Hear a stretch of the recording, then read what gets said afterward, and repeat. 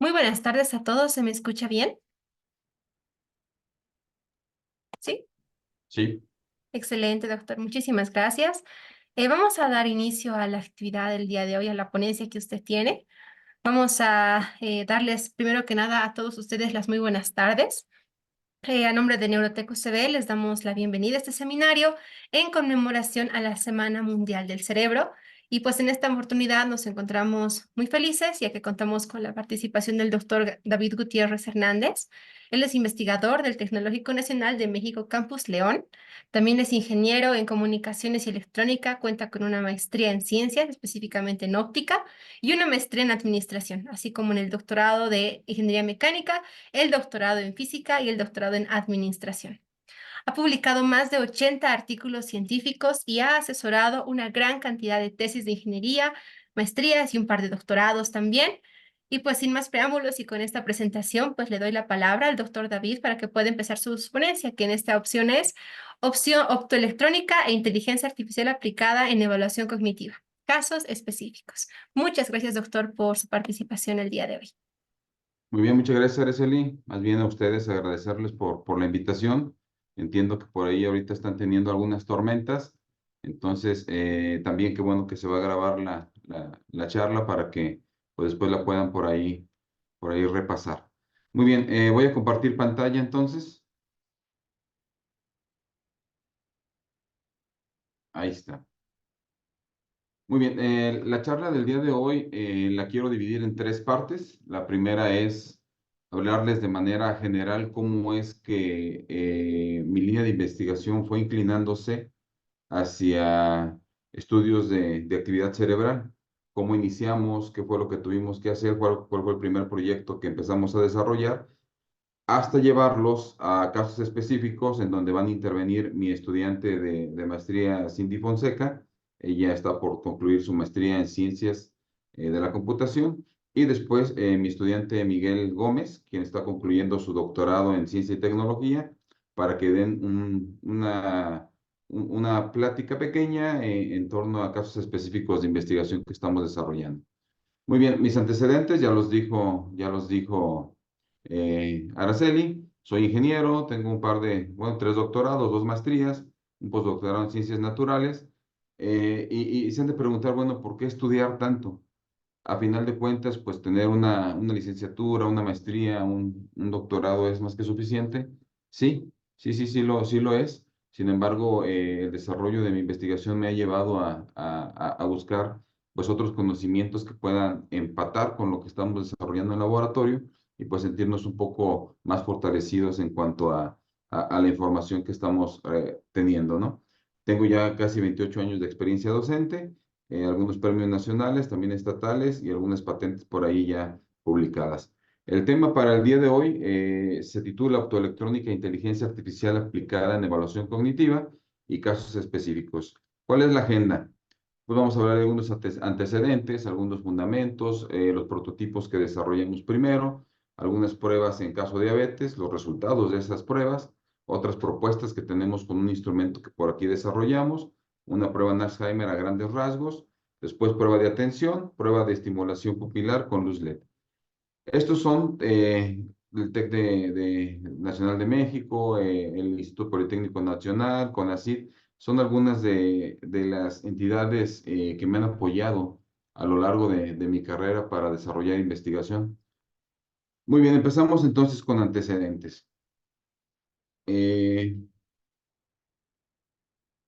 Una de las misiones de la innovación tecnológica es la de proponer desarrollos tecnológicos científicamente fundamentados y que tengan impacto tecnológico, científico, social y económico.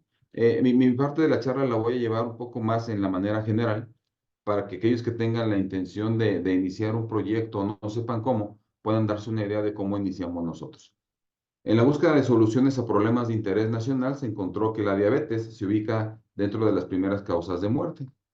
Muy bien, entonces una encuesta nacional que no está actualizada 2024 y que es para México, probablemente en Bolivia también tengan un índice similar en diabetes, lo desconozco, pero en la encuesta nacional de salud y nutrición, en el caso de diabetes, aquí pongo en rojo algunas de las cosas que más nos llamaron la atención, ¿no?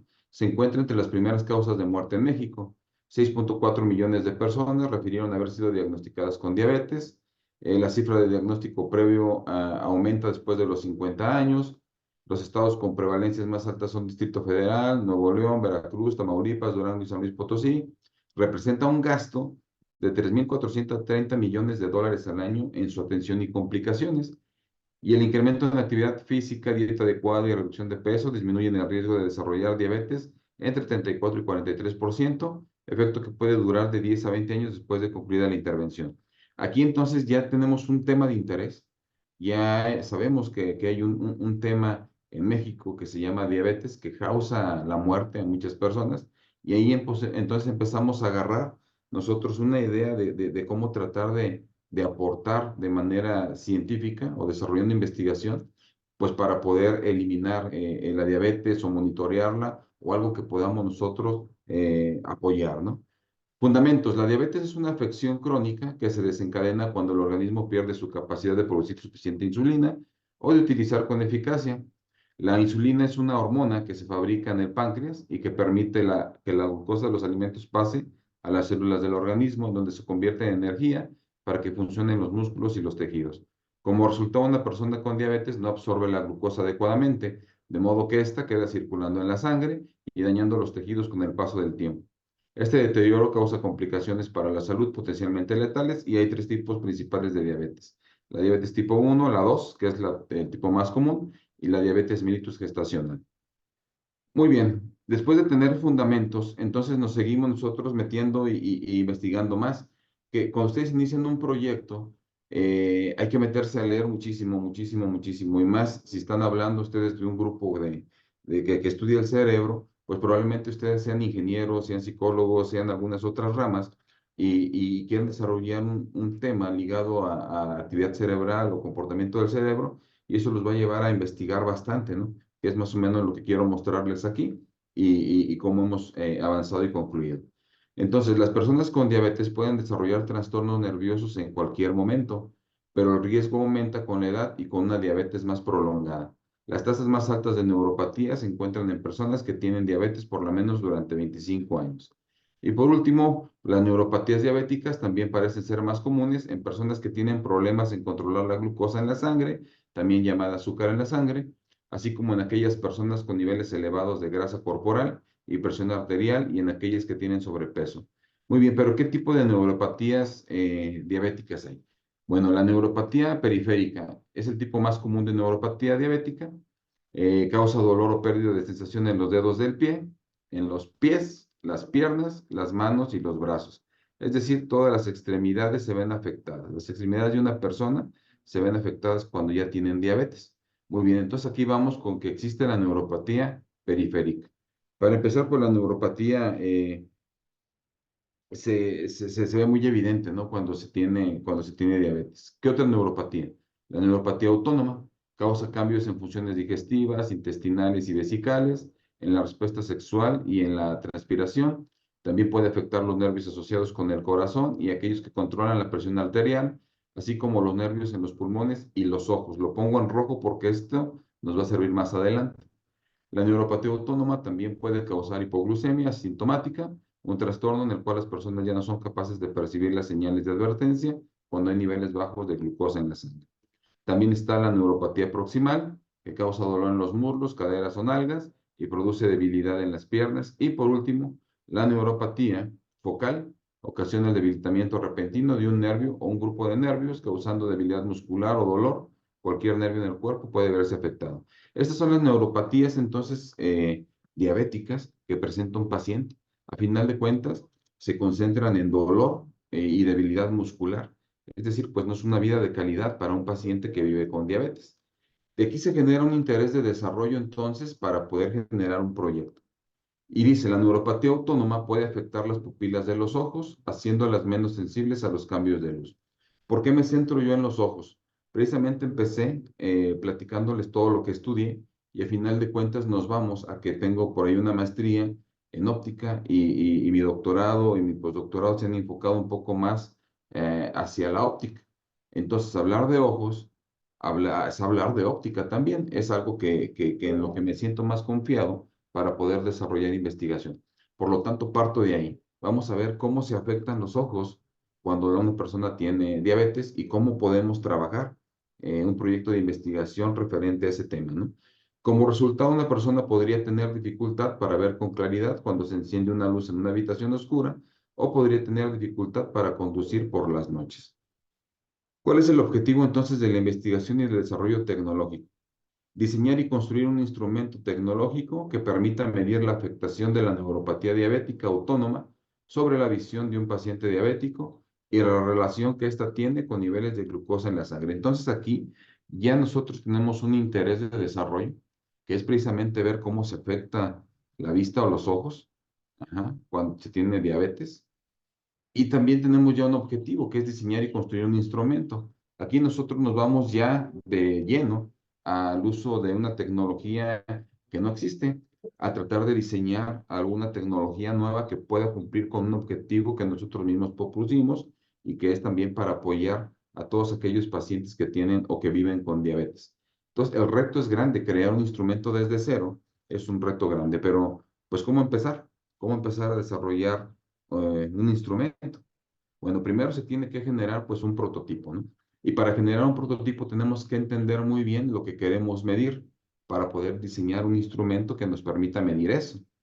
Entonces empezamos aquí a observar cómo la luz entra a través de la pupila y aquí entonces se observa que la luz que incide al ojo es controlada por la pupila, quien a su vez se dilata y contrae por medio de los músculos del iris, el músculo esfínter que disminuye la pupila de tamaño y el músculo dilator que permite a la pupila dilatarse. Es decir, la luz entra y lo que hace es que la pupila se abre o se cierra dependiendo de la cantidad de luz. Entonces, la midriasis es controlada por el sistema nervioso simpático, que es esta, el dilator, y ya estamos metiendo el concepto de sistema nervioso simpático que produce la contracción del músculo dilator del iris. La midriasis es una reacción normal de la penumbra y la meiosis es una respuesta normal del organismo al aumento de luminosidad. El proceso es controlado por el sistema nervioso parasimpático. Entonces ya metemos estos dos conceptos de sistema nervioso simpático y sistema nervioso parasimpático. Han de preguntar ustedes qué tiene que ver todo esto con el cerebro. Bueno, a final de cuentas, quien da la instrucción para que todos estos sistemas nerviosos funcionen, pues es el cerebro. Si nosotros medimos algo que sucede aquí cuando la pupila se abre y se cierra, está conectado directamente al encéfalo y quiere decir que estamos hablando de toda la función que mueve a un ser humano, todo su cuerpo, y entonces estamos hablando de cerebro. Muy bien, entonces, ¿qué sigue? Entonces sabemos ahora que los sistemas nerviosos simpático y parasimpático integran al sistema nervioso autónomo. ¿Y qué tenemos entonces hasta aquí? El sistema nervioso autónomo, pues es el componente involuntario del sistema nervioso periférico que controla las células cardíacas, glandulares y de músculos, ¿no? Entonces, ¿qué tenemos hasta ahorita? Con toda la información que hemos obtenido hasta ahorita, ¿qué tenemos? Tenemos que la diabetes afecta a los nervios, causando neuropatías diabéticas, afecta a los nervios de los ojos, que es la neuropatía autónoma, afecta a las pupilas, que son menos sensibles a los cambios de luz, afecta a los músculos del iris, el esfínter y el dilator, afecta al sistema nervioso simpático y parasimpático y afecta al sistema nervioso autónomo. Toda la lectura que hicimos para poder fundamentar nuestro proyecto se simplifica aquí o se resume aquí, ¿no? Y lo vamos nosotros dándole la tendencia hacia donde nos sentimos especializados, que para mi caso fue óptico. Entonces aquí hablamos sobre esas neuropatías, pero cómo afecta a los ojos, cómo afecta a las pupilas, cómo afecta al iris, cómo afecta al sistema nervioso simpático y parasimpático, y por lo tanto el sistema nervioso autónomo. Muy bien, también buscamos fundamentos científicos para ver si ya algún científico en alguna otra parte del mundo ha tratado de estudiar lo que nosotros queremos. Y sí encontramos por ahí un artículo de 1974, en donde un médico proponía que con el uso o con la actividad de las pupilas podríamos medir pues algo de diabetes, ¿no? O algo de azúcar en la sangre. Entonces aquí también nosotros nos fundamenta, no hubo más reseña científica, pero en eso nos basamos, ¿no? Muy bien, hasta aquí se concluye que es posible medir afecciones de la diabetes a través del estudio del comportamiento de la pupila. Se propone entonces un sistema óptico que permita hacer reaccionar la pupila, medir esa reacción, procesar información y mostrar resultados en una gráfica. Y este es el resultado de un instrumento que propusimos, ¿no? Es muy sencillo, se tiene el ojo, se tiene un instrumento oscuro que solamente tiene un LED, le pusimos un LED de rojo, verde, azul, un RGB, un LED infrarrojo para poder ver en la oscuridad a la pupila, un luz blanco como que sirviera como un flash y un push que nos sirviera para activar todo, ¿no? La variable que vamos a medir es diámetro con respecto al tiempo. ¿Qué sucede cuando aviento un flashazo? ¿Cómo se hace chiquita la pupila? Cuando ya está recuperándose, vuelve a su posición normal. Ese es el efecto que nosotros queremos medir. Ese es el comportamiento de la pupila que es de interés para nuestro proyecto y se comporta con esta función sigmoide que a final de cuentas tiene esta ecuación matemática, ¿no? Nuestro primer instrumento lo desarrollamos pues en una servilleta, lo que yo llamo ergonomía de escritorio, y es importante para todos aquellos que quieran diseñar o crear instrumentos. Yo lo hice pensando en que tenía el conocimiento adecuado para diseñar algo, pensando en un instrumento óptico, común y silvestre, del que van ustedes a la óptica para que le saquen sus lentes, reposan la barbilla, reposan la frente, ven a través de un tubo, y bueno, supuse que eso iba a ser interesante.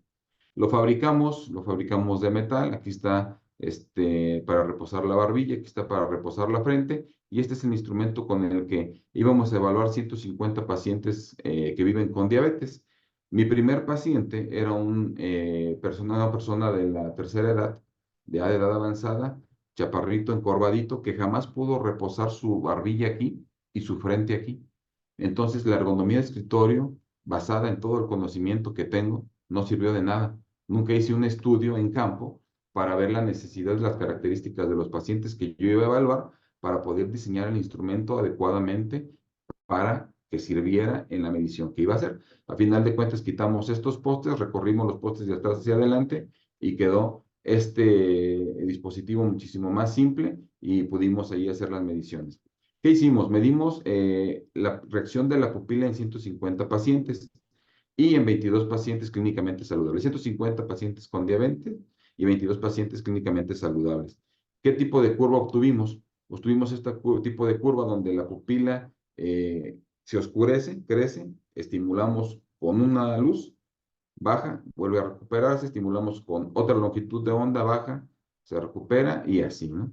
A final de cuentas, trabajamos con la misma función sigmoide, le aplicamos todo eso a la estimulación de luz a todos los pacientes y obtuvimos por aquí este tipo de comportamientos, estos que están aquí.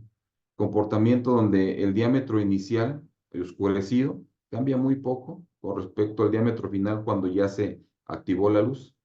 También un diámetro inicial oscurecido y algo que sucede durante el momento en el que nosotros estimulamos con luz y llega también a un diámetro muy pegadito al inicial. Y un tercer comportamiento en el que el diámetro inicial sí tiene una gran diferencia con el diámetro final, es decir, sí hace todo la sigmoide, la pupila se oscurece, está abierta, se estimula con luz y hace todo el efecto de la función matemática que les mostré más adelante. ¿Qué significa todo esto? Estos resultados nos permitieron englobar a todos los pacientes en tres comportamientos.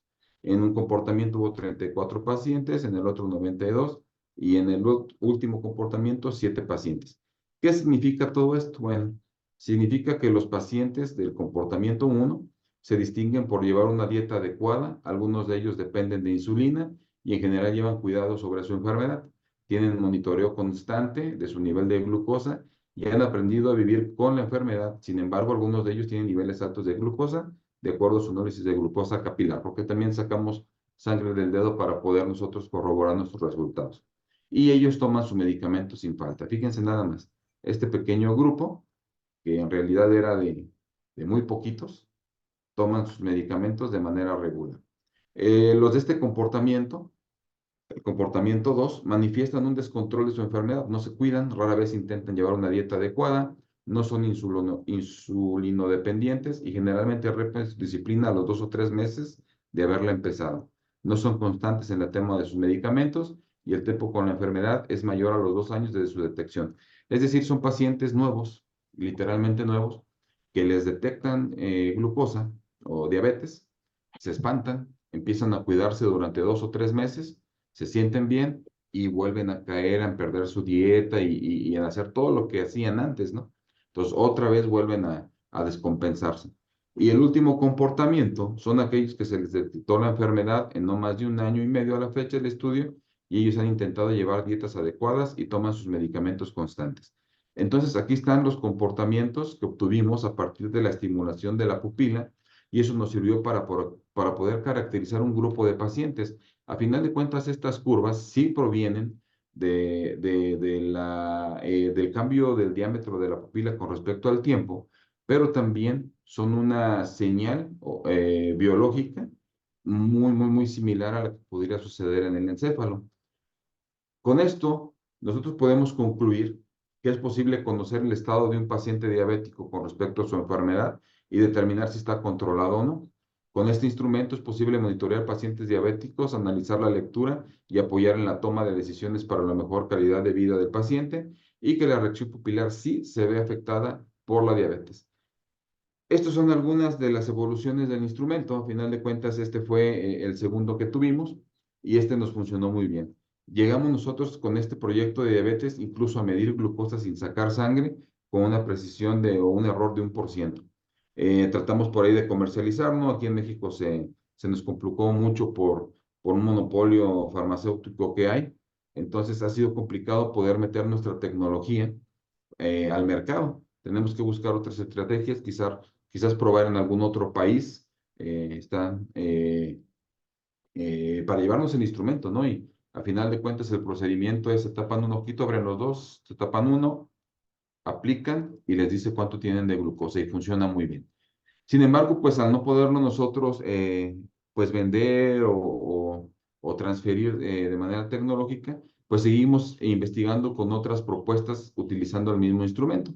Y por ahí se nos presentó la posibilidad de determinación temprana de muerte encefálica. Cuando un paciente está en coma, eh, nada más están esperando a que pues alguno de sus órganos deje de funcionar, pues para desconectarlo, ¿no? Nosotros quisimos intervenir ahí con nuestra tecnología, el mismo funcionamiento, el mismo aparato, y lo que hacemos es estimular, pero ahora, en el caso de diabetes solamente estimulábamos con una longitud de onda correspondiente al color rojo, un LED rojo. Pero ahora, para pacientes que estén en una coma, estamos estimulando con rojo, con verde, con azul y con blanco. ¿Qué sucede? Que si la pupila del paciente no reacciona a ninguno de los pulsos de luz, es decir, se mantiene así, estable, el paciente ya no tiene ninguna actividad cerebral y es momento de desconectarlo y poderle dar vida a otros hasta 52 pacientes, beneficiar hasta otros 52 pacientes por el trasplante de órganos y el trasplante de membranas, ¿no? Entonces, este proyecto también por ahí tuvimos la posibilidad de ir con pacientes que se encontraban en coma y hasta ahí quedó, ¿no? A final de cuentas, la propuesta fue de interés, pero el sector salud no nos permitió pues entrar un poco más por un tema delicado con familiares de los pacientes. Otra aplicación que desarrollamos fue para Alzheimer, el mismo instrumento. Ahora nuestro protocolo de iluminación cambió. Para diabetes era un estímulo de luz. Para muerte encefálica eran los estímulos de luz a diferentes longitudes de onda. Y para Alzheimer estimulamos la pupila con tres estímulos de luz, todo en rojo. Y lo que detectamos también fue que podíamos identificar qué tipo de demencia tenían los pacientes que están integrados en una clínica aquí en León, Guanajuato, en México, y pues logramos identificar la demencia que tienen. Todo esto, pues, a final de cuentas, con el instrumento que nosotros desarrollamos. ¿Qué sigue? Bueno, nosotros entonces hasta aquí hemos desarrollado un videopupilómetro que nos permite medir actividad cerebral a partir de las pupilas. Hicimos una aplicación para glucosa, hicimos una aplicación para demencia. Ahí detectamos demencia crónica multifuncional, demencia frontotemporal, demencia vascular, deterioro cognitivo, Alzheimer, depresión, demencia moderada, síndrome de deterioro intelectual córtico difuso y el trastorno neurodegenerativo mayor. Todas estas demencias fuimos capaces de detectarlas con el mismo instrumento. ¿Qué sigue? Bueno, dentro de la investigación lo que buscamos, también desarrollamos un simulador de actividad cerebral, también estamos trabajando en aplicaciones para trastorno del espectro autista, pero pues uno de nuestros objetivos fundamental, que es aquí con lo que probablemente cierre mi participación para darle entrada a mis estudiantes, es que nosotros queremos rehabilitar cerebros. ¿Te imaginas qué pasaría si pudiéramos reactivar cerebros? Nuestros proyectos y nuestra investigación, ahorita platicada a grandes rasgos, nos ha llevado a pensar que podemos nosotros convertir palabras a pulsos de luz y poder estimular entonces con con una luz controlada las pupilas para poder activar alguna zona del cerebro que dejó de funcionar. Estas son las tres etapas que nosotros estamos proponiendo. Ya acabamos la 1. La etapa uno es de búsqueda de información para ver qué hay, revisión y análisis de proyectos relacionados al análisis auditivo, realización de ejercicios prácticos del análisis auditivo, búsqueda de información referente a redes neuronales artificiales, revisión y análisis de redes neuronales artificiales, realización de ejercicios prácticos, revisión de la teoría en campo de la pupilometría y trabajos relacionados.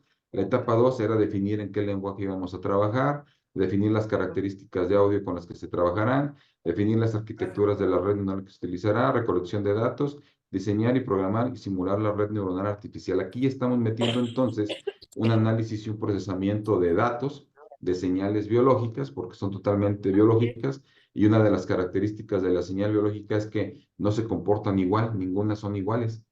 Ajá, no es como una función senoidal que tiene una amplitud que se puede medir, que tiene una periodicidad, que es fácil, ¿no?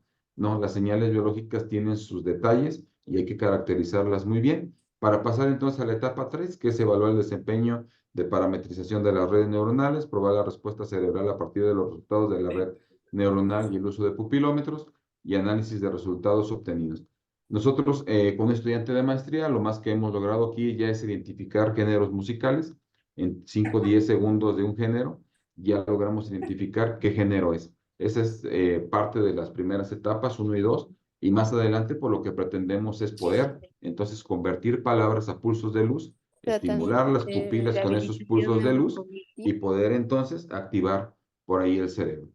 Muy bien, entonces hasta aquí, estos son nuevamente quienes me han apoyado para la investigación y hasta aquí entonces concluyo yo con mi parte para darle entonces entrada a mi estudiante de maestría en Ciencias de la Computación, Cindy Fonseca, que ella nos va a platicar de una manera más específica el proyecto de tesis que tiene de maestría en Ciencias de la Computación, donde ya interviene pues también un poco más de inteligencia artificial.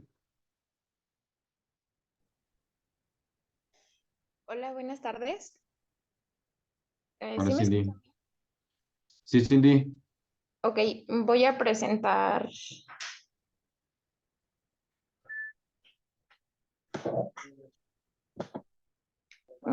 Tienen que dejar de listo. Gracias.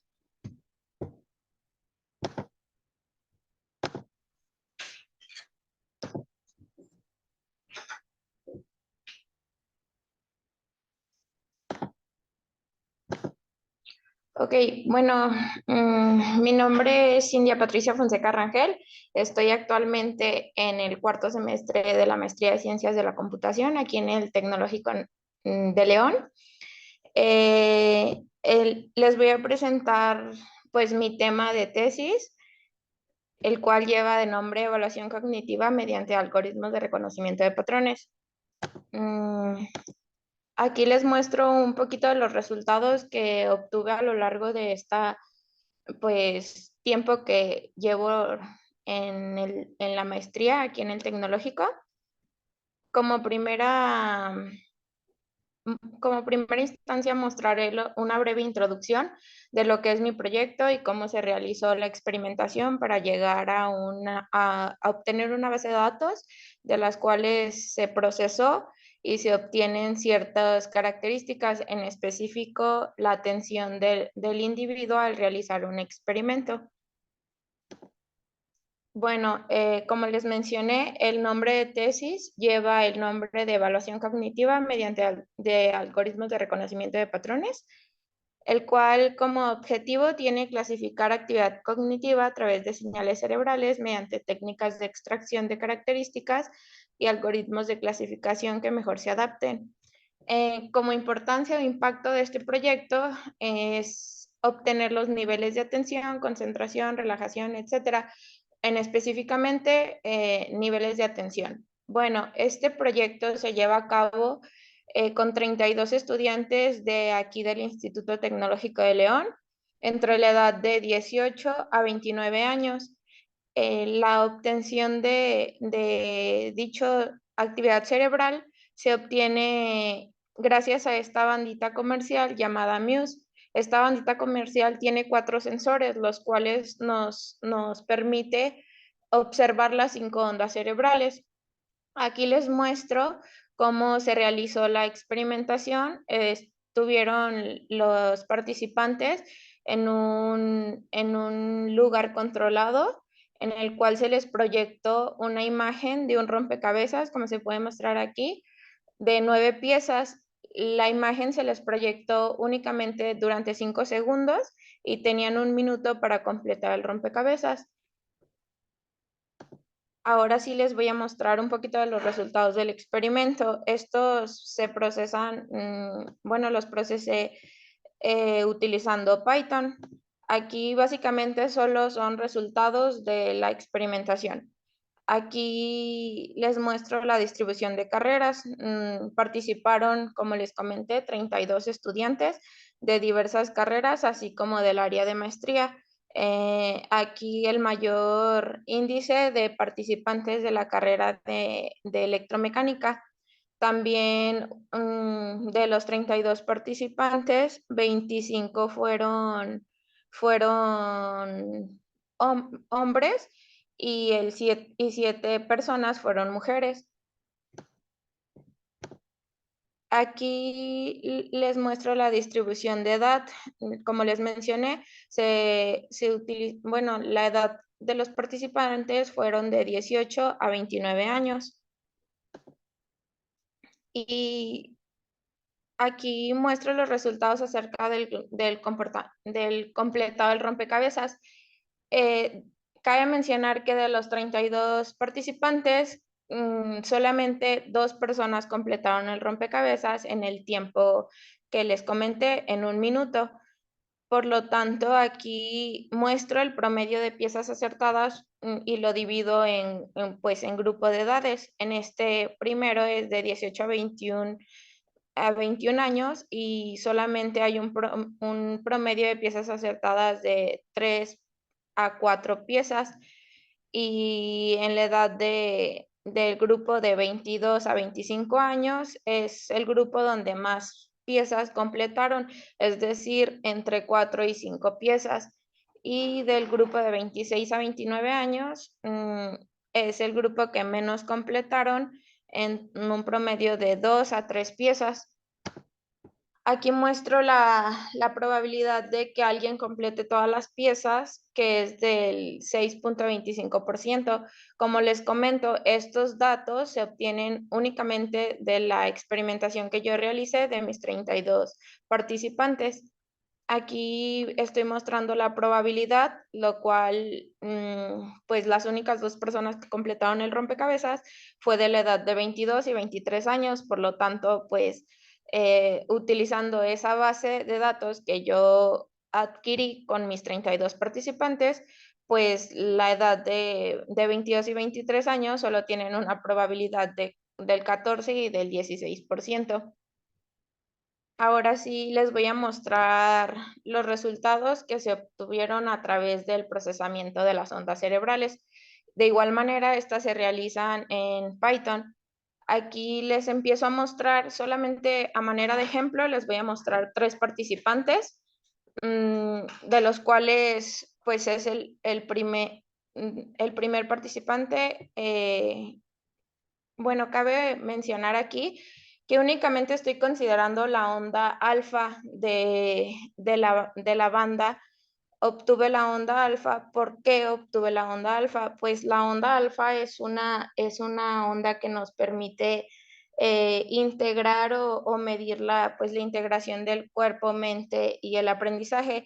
Por lo tanto, es cuando la persona está pues, en un reposo de una actividad y se produce un chispazo cuando se genera alguna tensión. Entonces, por lo tanto, estoy considerando únicamente la onda alfa y un solo sensor de la bandita Muse. Aquí les muestro la onda tal cual como nos lo arroja la aplicación, procesada ya, porque la manera en que obtenemos los datos pues es en un archivo .csv.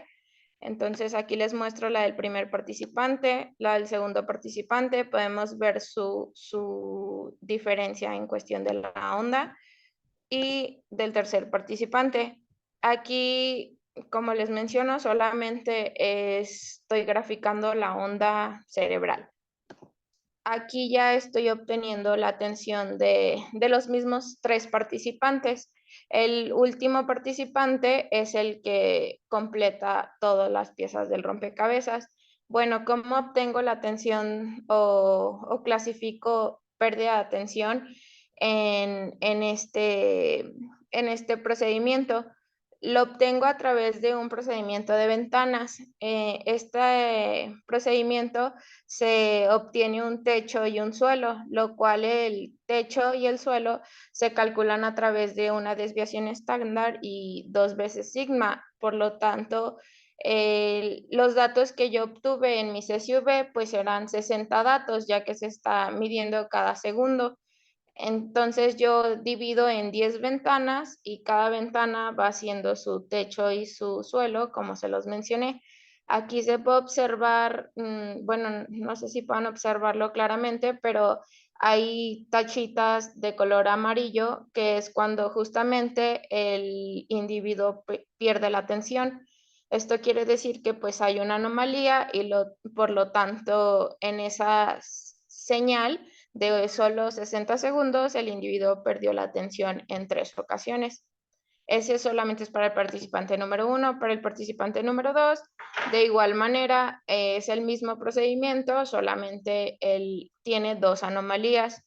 Y el participante que completó las piezas, de igual manera tiene dos pérdidas de atención, pero como podemos observarlo, su pérdida de atención fue en los primeros segundos. Ya al finalizar el tiempo del experimento, se mantuvo su concentración.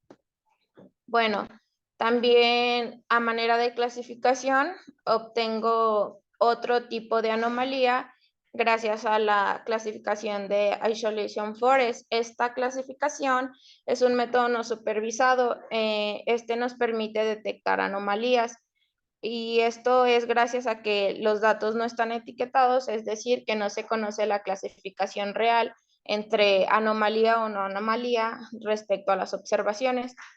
Aquí, como les mencioné, pues utilizo este otro clasificador para comparar con el método de ventanas que yo les mostré anteriormente, y de igual manera estoy obteniendo 3 anomalías del primer participante. Esto básicamente pues mostrando la actividad de ventanas. De igual manera, la anomalía, el primer participante nos muestra 3 pérdidas de atención, así como gracias a este clasificador. De igual manera, en el segundo participante, aquí sí tenemos una variación en cuestión a una anomalía extra. Esta onda igual es con la misma onda alfa y el mismo sensor, y aquí tenemos 4 anomalías, o sea, 4 pérdidas de atención del individuo 2. Y por último tenemos a nuestro participante que completó el rompecabezas, que solamente muestra aquí en la clasificación por ventanas me mostraba solo 2 anomalías, y gracias a esta clasificación me muestra 3 anomalías, es decir, 3 pérdidas de atención. Y como se puede observar, pues las pérdidas de atención las obtuvo en los primeros segundos, como se mostraba en el de ventanas. Este es el del último participante, y las tiene en los primeros segundos. Y en el de Isolation Forest tenemos una última que no está detectando el método de ventanas. Esto pues me sirve para comparar 2 clasificaciones, bueno, 2 clasificadores, y así poder obtener mejores resultados, pero a grandes escalas pues se detecta la anomalía de diferentes maneras. Igual hay distintos clasificadores en reconocimiento de patrones con los cuales podemos seguir obteniendo anomalías dentro de esta onda. De igual manera, podemos obtener anomalías en distintas ondas como lo sean delta o otras ondas del cerebro, pero pues para fines del proyecto, en cuestión de buscar la atención, la onda alfa es la más adecuada. Y pues por mi parte sería todo. Gracias por su atención.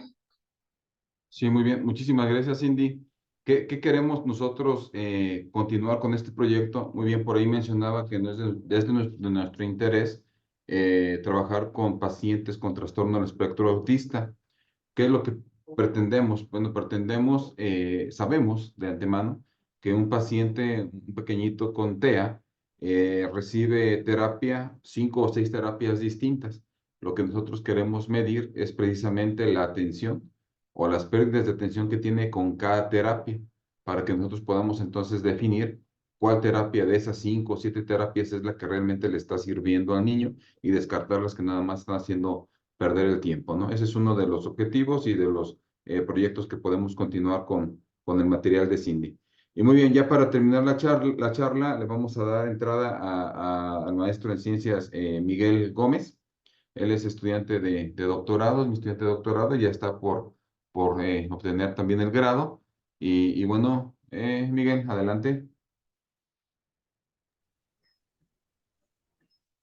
¿Qué tal? Buenas tardes, ¿cómo están? Por ahí me voy a permitir proyectar.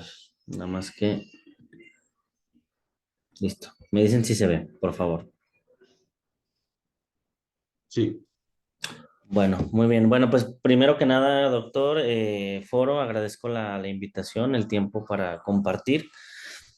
Con base en lo que anteriormente se estaba platicando con el doctor David, bueno, a mí en mi trabajo doctoral me ha tocado platicar investigar acerca del análisis y caracterización de la función pupilar por medio de un dispositivo optoelectrónico y estímulos flash LED. Este dispositivo optoelectrónico es el pupilómetro que el doctor David mencionaba hace unos momentos. Y bueno, vamos a platicar acerca de los resultados que se obtuvieron en el doctorado, algunos de ellos, y pues sobre todo que se comprendan las siguientes etapas. Agradecer principalmente a la SEP, a Culagos, al Tecnológico de León y a CONACYT, bueno, por brindar los medios suficientes para poder realizar esta investigación. Actualmente, bueno, se habló del pupilómetro y durante la exposición del mismo, pues se denotaron algunas características, que es un equipo de bajo costo, que cuenta con una cámara de 2 megapíxeles y bueno, que al final del día, si nosotros nos vamos a la parte técnica, vamos a poder encontrar que son imágenes muy pequeñas las que se obtienen de este dispositivo. En general son imágenes de 640 por 320 píxeles y normalmente, bueno, a una baja calidad de imagen, ¿no? Podemos ver por acá, bueno, actualmente moví esta diapositiva para que pudieran ver la figura. Esta figura estaba en otro orden, pero actualmente para que sea más claro, podemos observar que en esta imagen tenemos 3 momentos diferentes. ¿Cuáles son estos 3 momentos diferentes? Estos 3 momentos diferentes van a tener que ver con la estimulación que se hace durante la experimentación que ya venimos trabajando con luz roja, en la que nosotros trabajamos con una línea base, donde tenemos previo al estímulo, tenemos una adaptación del ojo a la oscuridad, posteriormente estimulamos y posteriormente existe una posestimulación, ¿no? Donde vemos cómo se recupera la pupila. Anteriormente, bueno, en el grupo de investigación ya se había hecho el análisis de estas imágenes, sin embargo, costaba mucho trabajo el poder obtener la respuesta pupilar sin nada de ruido o se obtenía y tenía bastantes variaciones al momento de que el participante cerraba el ojo, al momento de que el ojo del participante sea muy pequeño o tengan párpado caído, entonces no se alcanzaba a percibir muy bien la pupila. Entonces, el trabajo doctoral sirve para hacer un análisis y sobre todo para platicar acerca de las características que mejor ayudan a determinar el funcionamiento pupilar de cada individuo, ¿no? Entonces, Como parte de la configuración experimental, pues se tiene el pupilómetro, se tiene una estimulación a un sujeto, se tiene una administración de pulsos mediante un microcontrolador y posteriormente tenemos una interfaz donde nosotros podemos ir variando el número de pulsos, el número de segundos, el número de pausas que vamos teniendo y de alguna manera vamos controlando ese ejercicio, ¿no? De tener diferentes configuraciones para diferentes tipos de estudios que se hacen. Actualmente, bueno, para este estudio se utiliza luz roja. Y esa luz roja, bueno, no es la única, sino que también el pupilómetro cuenta con luz roja, luz azul, luz verde, luz blanca. Y bueno, para poder monitorear la actividad pupilar cuando no existe luz, pues se tiene también luz infrarroja, ¿no? Entonces, de manera general, nosotros podemos ver por acá en el esquemático el apartado A, que es donde está el sujeto y la estimulación, el apartado B, donde existe el envío de señales hacia el pupilómetro y el apartado C, donde uno lo configura. Actualmente, bueno, la configuración del pupilómetro digital es la que acabo de mencionar. Tenemos 4 fuentes de luz, RGB, en roja, verde y azul, y además tenemos blanca. Tenemos 2 clústeres de luz infrarroja, donde podemos hacer uso de ellos para poder ver en la oscuridad. Y bueno, tenemos una cámara de 2 megapíxeles y una interfaz de adquisición a 15 Hz. Es decir, por cada segundo que nosotros tenemos, vamos a tener 15 muestras de ese momento, ¿no? En este punto, bueno, volvemos a mostrar el pupilómetro ahora en cuestión voy a poner por acá en cuestión de un láser. En cuestión ahora sí de la parte esquemática, tenemos la parte frontal donde vemos los 2 clústeres de iluminación, tenemos los LEDs colocados en la parte superior y bueno, tenemos también por acá la vista frontal donde se coloca el ojo aproximadamente a 5 centímetros de distancia y bueno, tenemos por acá la cámara y el clúster de elementos LED. También tenemos, bueno, la interfaz que ya anteriormente se había colocado, ¿no? Y bueno, este es el efecto que nosotros podemos tener el que se ve cuando nosotros estimulamos la pupila. Tenemos por ahí la línea base, que es 3 segundos previos a la estimulación, y luego posterior tenemos la posestimulación, que es donde se esperaría que la pupila regrese a su lugar original. Sin embargo, bueno, para cada individuo, dependiendo de las características fisiológicas que tenga, bueno, es diferente, ¿no? Entonces, nuevamente lo volvemos a repetir. Entonces, durante este ejercicio que dura 8 segundos, tenemos cerca de 120 píxeles y esos 120 píxeles se analizan de forma clásica para poder obtener los diámetros pupilares. Y es aquí donde viene el problema, ¿no? Normalmente, bueno, cuando se utilizaban métodos anteriores, un parpadeo, un ojo muy pequeño, un párpado caído podían interferir en los resultados de la actividad pupilar. ¿Qué se hace? Bueno, de alguna manera se obtiene un método dinámico para poder obtener mediante los frames del video, pues este diámetro pupilar. ¿Qué fue lo que obtenemos?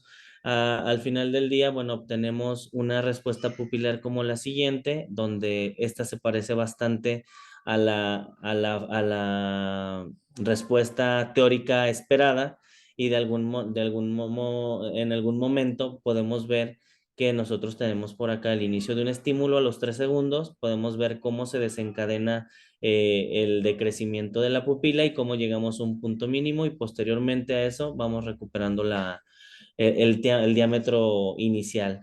Nosotros podemos observar varias cosas, entre las primeras, bueno, que hablando teóricamente, la pupila responde entre los 200, 250, 300 milisegundos y podemos observar que a partir de los 250 milisegundos empieza a haber un decaimiento en la actividad pupilar. Posteriormente llegamos al 4.25, que es donde nosotros obtenemos el punto más bajo y volvemos a retornar a esa actividad. ¿Qué es lo que podemos denotar aquí o en esta señal que obtenemos de una muestra promedio? Pues lo que podemos observar es que normalmente vamos a tener una línea base y posterior esos 250 milisegundos normalizados o en promedio vamos a obtener un decaimiento en el diámetro pupilar. Por acá vemos una gráfica de ANOVA. Esta gráfica de ANOVA lo que me indica, o gráfica de bigotes, lo que me indica es que si todas las medianas, o al menos en la mediana de un componente o de un bloque, entre ellas chocan, es que muy posiblemente no haya diferencias significativas. Sin embargo, podemos observar que en la última caja o en el último diagrama de bigote podemos observar que en ningún momento se va a tocar con las dos anteriores. ¿Y a qué se debe eso? Bueno, a que existe un cambio drástico en la actividad pupilar. ¿Cuál fue ese cambio drástico? La estimulación. ¿Y qué es lo que podemos concluir o qué es lo que podemos empezar a estudiar?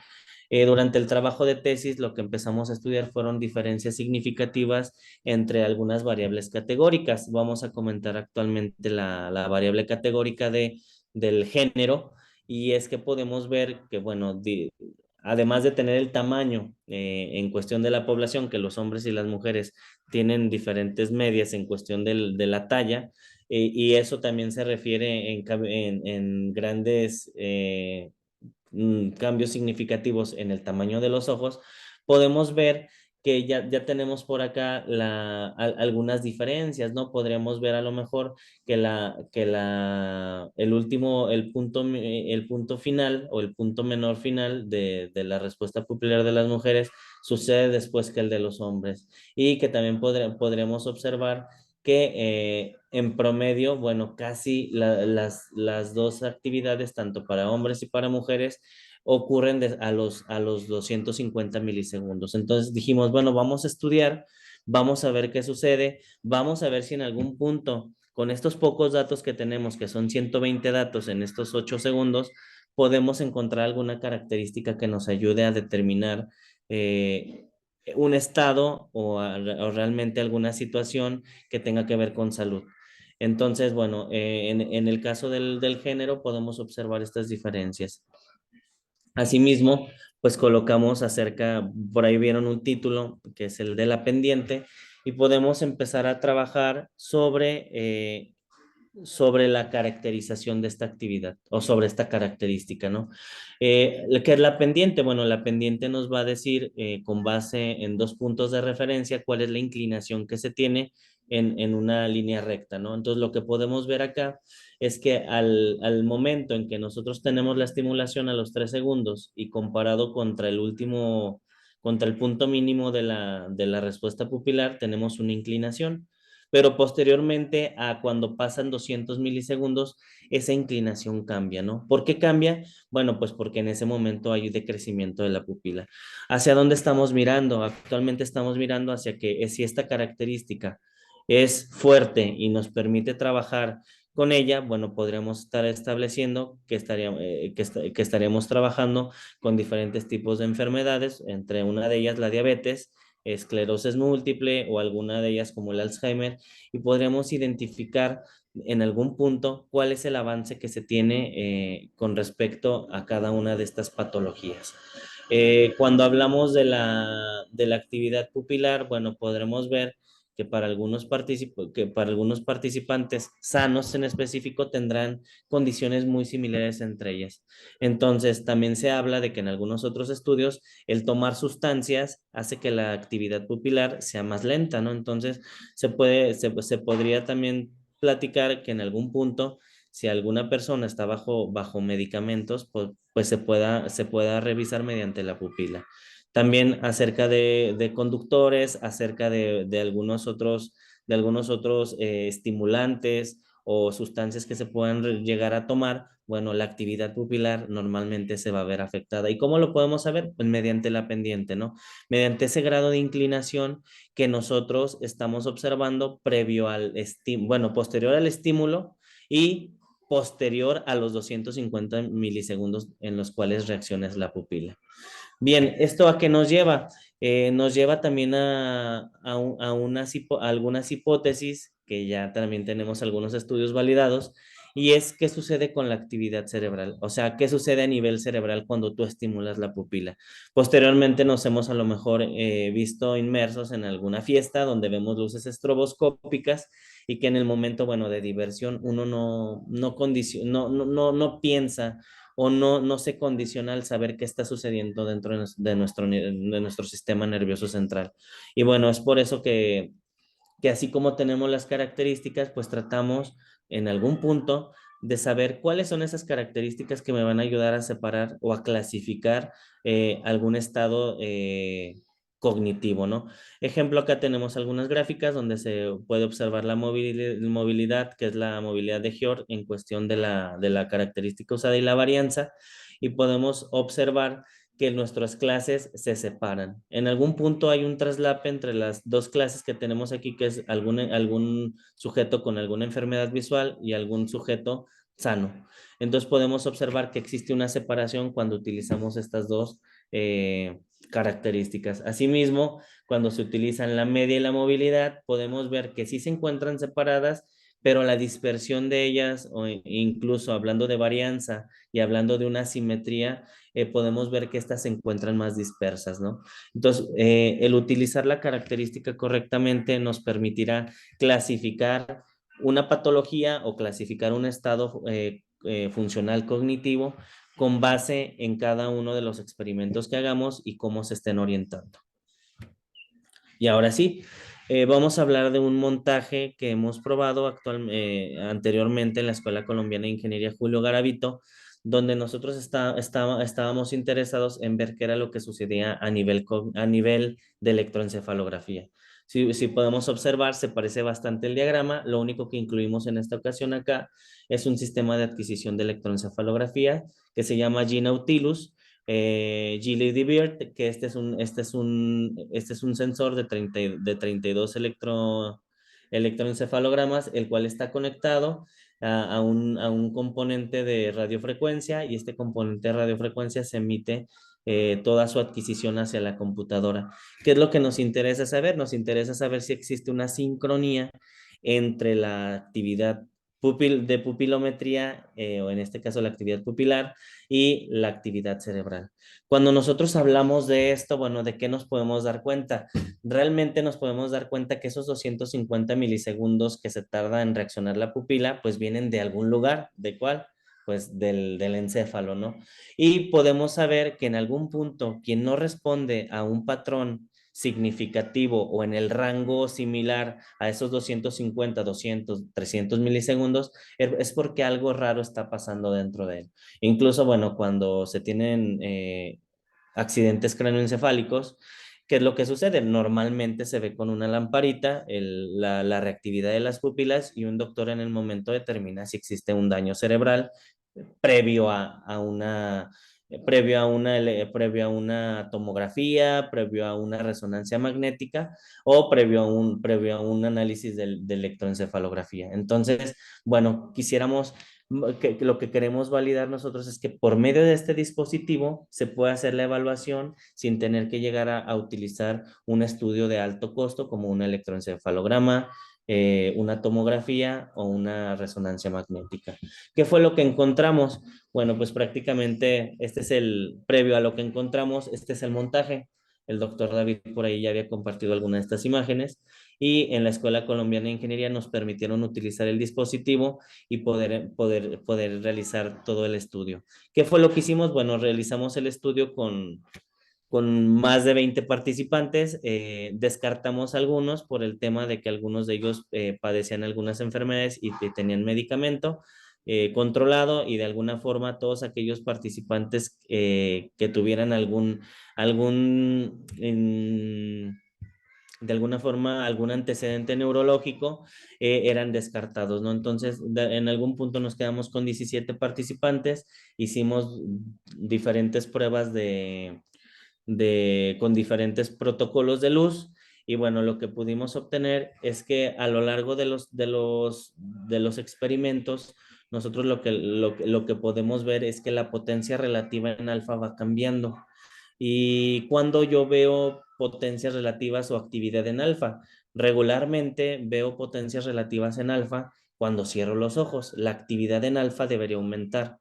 Entonces, ¿qué sucedería si en algún punto estamos estimulando bastante o estamos estimulando? Pues lo que va a pasar es que al tener mayor grado de luz reflejado en nuestra pupila y en el encéfalo, la actividad de alfa comienza a desaparecer.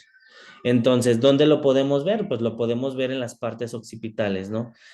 Al inicio de la estimulación, cuando la cabina se ve oscura, podemos observar aquí que la actividad en alfa aumenta o está presente. Y conforme van los momentos o van aquellos protocolos de luz pasando en el tiempo, vemos que aquí es alfa, esta parte inferior central es alfa, podemos ver que en algún punto esa actividad va cambiando y podemos observar que al final de la experimentación, alfa prácticamente casi desaparece.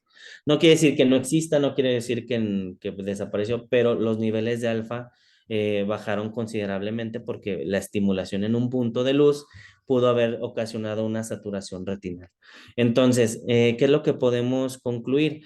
Al final de este experimento, lo que podemos concluir es que el pupilómetro nos ayuda precisamente a tener una evaluación de quién, del sistema nervioso central.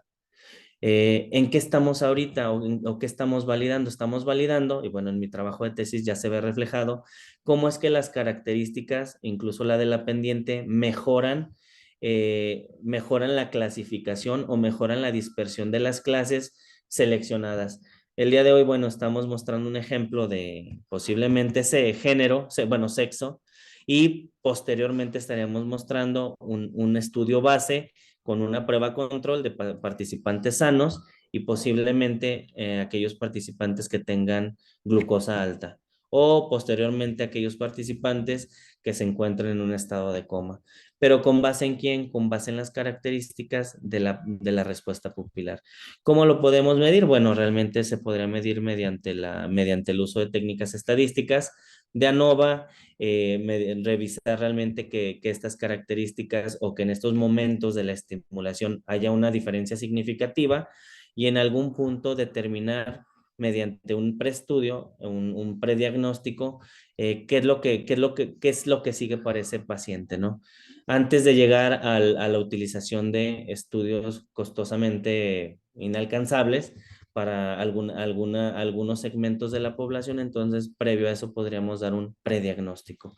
El estudio, bueno, va avanzado, que haya futuro que se pueda correlacionar directamente la señal de electroencefalografía con la señal de pupilometría y saber si al mismo tiempo que estas dos emiten existe una correlación, ya sea positiva, negativa, que ya prácticamente lo hemos visto que es una correlación negativa, y ver en qué punto de esta estimulación nosotros podremos encontrar características que nos ayuden a poder delimitar un estudio con mayor precisión. Entonces, bueno, hasta el momento, por mi parte es todo. Sé que es un estudio que amerita un poquito más de tiempo, sin embargo, en rasgos generales sería lo que estamos haciendo por acá y lo que se hizo en mi tesis doctoral. Muy bien, muchísimas gracias, Miguel. Y con esto, pues concluimos la participación que nos permitieron para el día de hoy. Es importante, pues, que hayan visto, ¿no? Cómo inició la investigación, hacia dónde va ahorita. Tenemos muchísimos más proyectos que, pues, por el tiempo ya no pudimos mencionar o no pudimos detallar de fondo todo lo que estamos haciendo, pero, pues, a final de cuentas, quedamos con la puerta abierta por si alguno de los que nos están viendo, escuchando, quiere colaborar con nosotros, pues adelante. Para nosotros sería pues todo un honor, ¿no? Que pudiéramos participar. No sé si hay alguna pregunta. Antes de las preguntas, pues agradecerle a Araceli, a Andrés, a Belén y por supuesto a Blanca, que son quienes nos han estado atendiendo, ¿no? En esta colaboración entre México y Bolivia. No sé si hay algunas preguntas, Araceli. Bueno, doctor, primero que nada agradecer a usted y a sus estudiantes por el tiempo que han tomado en explicarnos el trabajo que están realizando y el aporte, sobre todo científico, que va a beneficiar a muchas personas con neuropatías, con diabetes, con Alzheimer, pues que necesitan de estas nuevas tecnologías que se están creando principalmente. Y bueno, todo el trabajo detrás que ustedes están teniendo. Muchas felicidades. Y bueno, vamos a pasar. Hay una pregunta en el chat, la voy a leer. Muy bien. Ujú. Es de Isabel Reyes. Dice, buenas tardes, gracias por este evento. Por favor, ¿hay algún paper donde podamos conocer los estudios matemáticos y estadísticos para la selección de la muestra?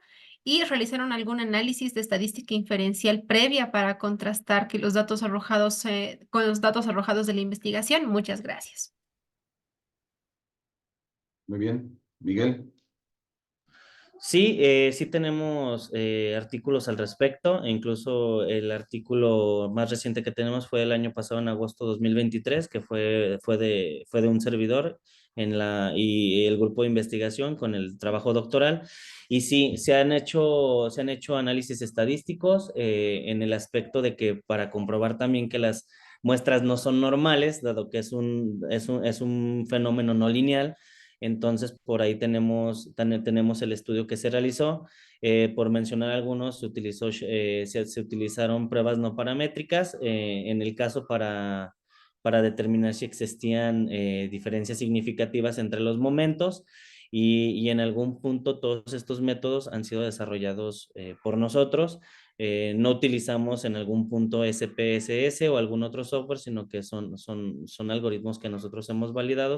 ¿Con base en qué? Con base en la naturaleza de nuestros fenómenos. Pero sí, les voy a compartir por aquí no sé si estoy compartiendo. Bueno, voy a compartir de nuevo. Sí, se ve la Y pantalla. sí, ya se ve, ¿verdad? Entonces, pues podemos ver por acá, si quieren de una vez un segundo. Pueden buscar mi perfil o el del doctor David. Aquí está. Entonces, en el Google Scholar tenemos algunos de los elementos científicos que hemos publicado anteriormente. Y aquí tenemos que fue el que publicamos en agosto del 2023. Entonces, fue un estudio acerca de la mejora en cuestión de la adquisición de la respuesta pupilar por medio de herramientas de bajo costo y dispositivos optoelectrónicos. Entonces, este es el artículo donde pueden ver la información. También tenemos otros donde hablamos acerca de la comparación en cuestión de la actividad cerebral en temas de los test de D2 de atención. Y bueno, por acá está toda la cuestión tecnológica también para el Alzheimer. Bueno, en este caso el Alzheimer no lo tengo yo, lo tendré otro estudiante, el doctor David, pero también para la medición de déficit de atención y cuestión de autismo, las herramientas que generamos para poder analizar. Perfecto, Miguel, muchas gracias. No sé si alguien más tiene alguna duda para el doctor, para Cindy, otra para Miguel tal vez. Pueden levantar la manito o directamente en el chat. Y pues ya antes de finalizar, me gustaría pedirles que puedan encender sus cámaras. Vamos a sacarnos una foto de nuestra Ah, primera sí. visita en la BAU, o sea, porque te hemos tenido ya ponentes de oro, entonces sería muy lindo tener una fotografía juntos. Así que animo a las demás personas, a todos los que estamos acá participando, que puedan encender sus cámaras, por favor, y nos sacamos una foto. Y les recuerdo que, bueno, vamos a estar con diferentes charlas en lo que resta de la semana. Por ejemplo, el día de mañana vamos a tener aspectos patológicos del tejido cerebral por el doctor José Luna también, para que ustedes puedan animarse si quieren. En el chat he mandado un formulario, un link, para que ustedes puedan sumarse a estas iniciativas, estas charlas en lo que resta de la semana. Así que si nadie más va a encender la camarita, a la cuenta de 1, 2 y 3, sacamos la foto. Perfecto. Muchas Ahí gracias, está. ponentes. Y bueno, vamos a estar esperando contar con su participación en futuras actividades. Cualquier cosa o consulta, pues pueden comunicarse directamente con las redes sociales del doctor. ¿Doctor ha dejado alguna Así red es. para que puedan comunicarse con usted? Pues igual en ResearchGate o en Google Academics, mi nombre completo, David Asael Gutiérrez Hernández, y a partir de ahí pueden comunicarse conmigo sin ningún problema. Ahí vienen los correos electrónicos, vienen pues todos los trabajos que hemos hecho de investigación a lo largo de la trayectoria. Y sin ninguna duda, pueden pues comunicarse conmigo. Acabo de pasarles ahí su link, Doc, en el chat. Ahí los puse el suyo y el mío. Ah, muchas gracias, Miguel. Sí, Ah, y también su perfecto. nombre completo. Ujú. Súper, Vale. lo voy a compartir con nuestros asistentes. Nuevamente, Así muchas es. gracias a ustedes por todo el conocimiento que nos han brindado. Felicitarles nuevamente por todo el trabajo que están haciendo y esperamos poder contar con ustedes en una futura oportunidad, en una futura actividad y demás iniciativas que hay en Neuroteca, por lo menos acá en Bolivia. Claro que sí, con todo gusto. Muchísimas Nos gracias. vemos, hasta luego. Muchísimas gracias. Hasta Adiós. luego.